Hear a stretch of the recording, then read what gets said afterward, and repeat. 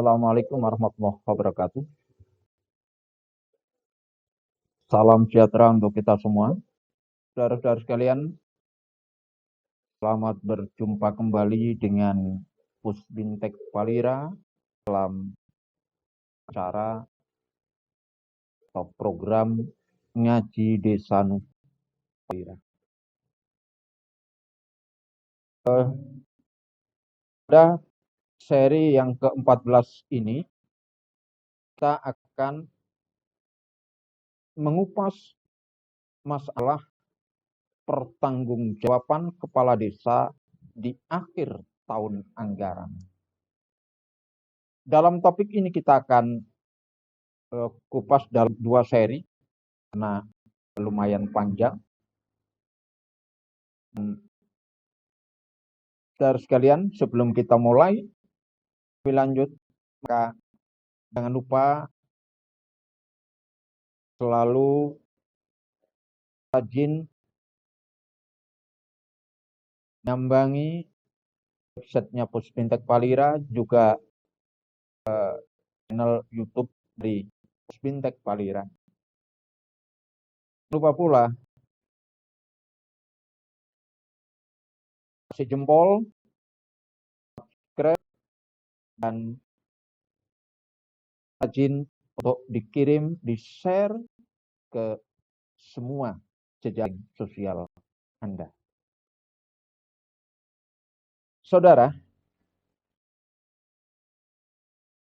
dalam topik pertanggungjawaban kepala desa di akhir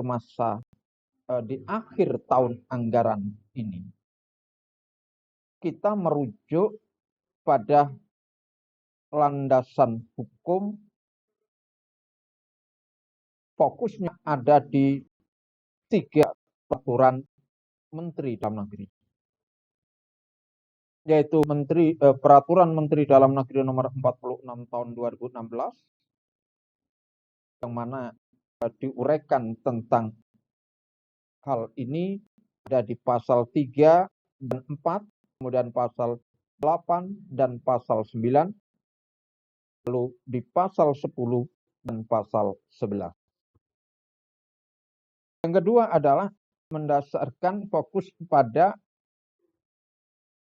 Peraturan Menteri Dalam Negeri nomor 20 tahun 2018.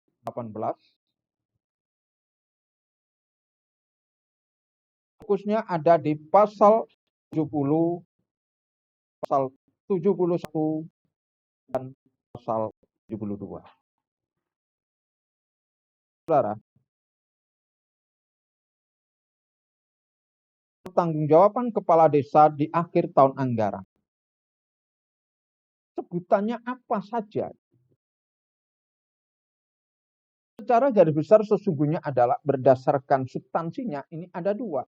Laporan kepala desa atau pertanggungjawaban kepala desa ini terkait dengan program yang dituangkan dalam Perdes RKPdes, dan pertanggungjawaban atas penggunaan keuangan desa yang dituangkan dalam Perdes RKPdes. Terkait dengan RKPdes, maka muncullah pertanggungjawabannya disebut dengan LPPdes, LKPPdes, dan IPPdes.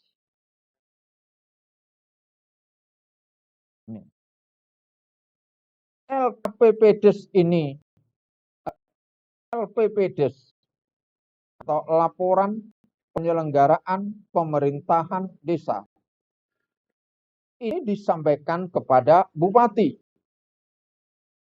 LKPPdes, laporan keterangan penyelenggaraan pemerintahan desa, disampaikan kepada BPD, dan informasi penyelenggaraan pemerintahan desa atau IPPdes disampaikan kepada masyarakatnya. Sedangkan terkait dengan penggunaan anggaran selama 1 tahun anggaran, dilaporkan dalam dokumen yang disebut dengan LPRP APBdes, LKPRP APBdes, dan IPRP APBDes. IPRP APBDes ini adalah laporan pertanggungjawaban realisasi pelaksanaan APBDes. Ini ditujukan kepada atau disampaikan kepada bupati. Sedangkan LKPRP APBDes itu disampaikan kepada BPD. Berikut tentang informasi penyelenggaraan atau IPRP APBDes itu disampaikan kepada masyarakat. Jadi ketiga-tiganya ini harus menerima. Nih. Laporan pertanggungjawaban ini kalau disampaikan kepada bupati untuk apa? Bagi bupati adalah sebagai bahan pembinaan. Ditambah dengan ada keterangan ada bagian-bagian mana yang dipandang perlu untuk disertakan keterangan pelayannya, itu yang disampaikan kepada BPD, makanya munculnya adalah KPBDes, laporan keterangan. Bukan keterangannya saja, tapi laporannya dan keterangannya. Itu maksudnya. Untuk apa BPD dikasih? Adalah sebagai bahan evaluasi. Karena BPD punya tugas tanggung jawab untuk menyampaikan evaluasi kinerja kepala desa. Kalau bupati memiliki tugas dan kewenangan untuk membina dan mengawasi sebagai binwa. Lalu yang ketiga, IPPDes dan IPRP APBDes ini disampaikan kepada masyarakat. Informasi ini disampaikan kepada masyarakat untuk apa? Untuk bahan masukan dari masyarakat kepada pemerintah desa.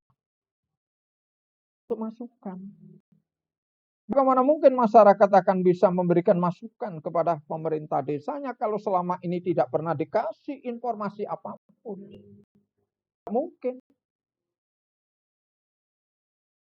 Justru kalau yang banyak terjadi saat ini adalah ketika masyarakat minta informasi publik kepada pemerintah desa, malah ditolak dengan dalih bermacam-macam. Kondisi seperti ini sebenarnya tidak begitu mendukung terhadap maju, tumbuh dan berkembangnya desa. Ketika masyarakat keran demokrasi, kemudian keterbukaan informasi publik ini tidak betul dibuka secara lancar atau kerannya tertutup, maka dapat dipastikan desa itu pasti desa ini adalah amburadul, pasti desa ini adalah buruk. Pasti desa ini dikuasai oleh para penjahat di desa. Itu. Ini saudara sekalian. Setidaknya apa yang disampaikan kepada masyarakat itu ada terkait dengan realisasi APBDes-nya, realisasi kegiatannya berarti RKPDes itu. Kemudian kegiatan apa saja yang belum selesai, kemudian mana yang tidak bisa dilaksanakan. Lalu sampai saat ini, sampai akhir tahun anggaran itu ada sisa berapa anggarannya. Kemudian masyarakat juga harus mendapatkan kejelasan. Jika ada masukan yang diberikan masyarakat kepada pemerintah desa itu kemana? Kalau website, alamat websitenya. Kalau emailnya, kalau WA-nya, kalau misalnya kalau Telegram. Jadi harus ada calling centernya. Itu saudara sekalian. Berikutnya, kapan sebenarnya laporan pertanggungjawaban kepala desa akhir tahun anggaran ini harus disampaikan?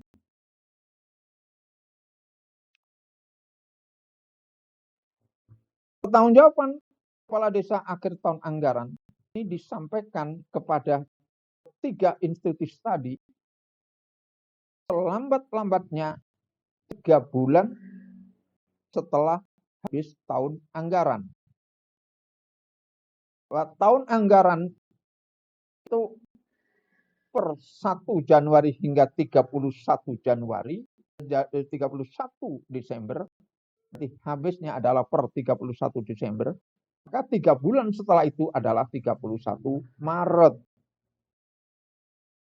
Akhir bulan Maret.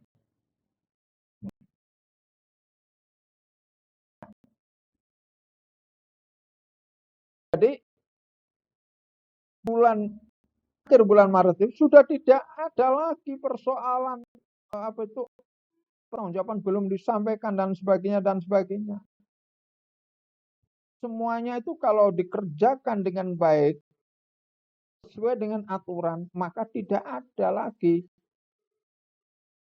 kesempatan untuk melakukan penundaan. Bulan Maret ini, kemarin ini masih banyak, justru APBD saja belum diselesaikan untuk tahun berjalan ini. Apalagi persoalan laporan. Hari ini misalnya di bulan April, coba dilihat di daerahnya masing-masing, desanya masing-masing. Apakah sudah menyampaikan laporan pertanggungjawaban akhir tahun anggaran, padahal batas waktunya adalah 31 Maret. Banyak yang belum. Selanjutnya adalah dudukan daripada laporan tadi. Saudara sekalian, secara histori,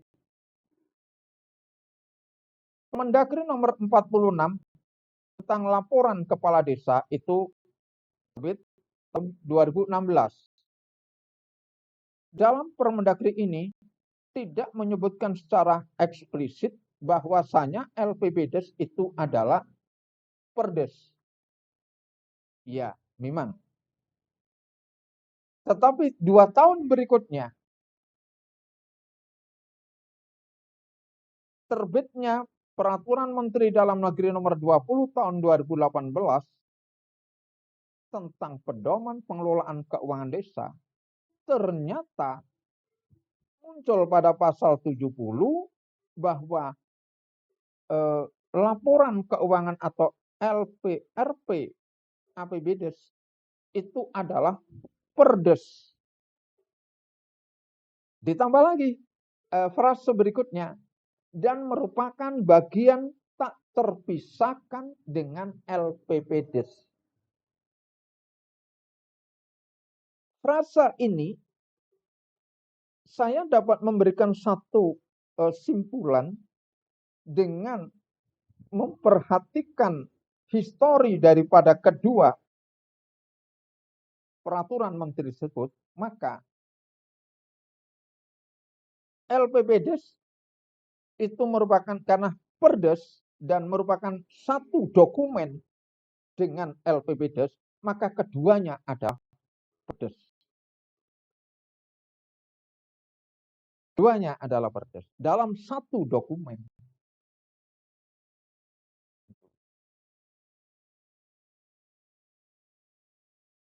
Kalau judul dokumennya, Allah akan lebih pas, judul perdesnya juga pas, adalah Peraturan Desa atau Perdes tentang LPPdes dan LPRP PBdes. Atau jadikan 2 perdes. Perdes tentang LPPdes sendiri, dan lalu yang kedua nanti di bawahnya tulisannya kalau dalam covernya adalah perdes tentang dan perdes tentang LPRP APBdes.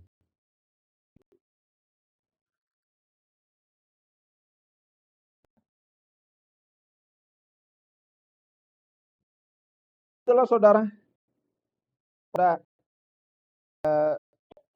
seri 14 untuk part 1 ini nanti akan kita lanjut dengan bagian keduanya. akan bicara tentang substansi daripada laporan-laporan tadi. Terima kasih dan salam sejahtera. Jangan lupa ya, like, subscribe, dan share. Bintek dari Aceh. Assalamualaikum warahmatullahi wabarakatuh.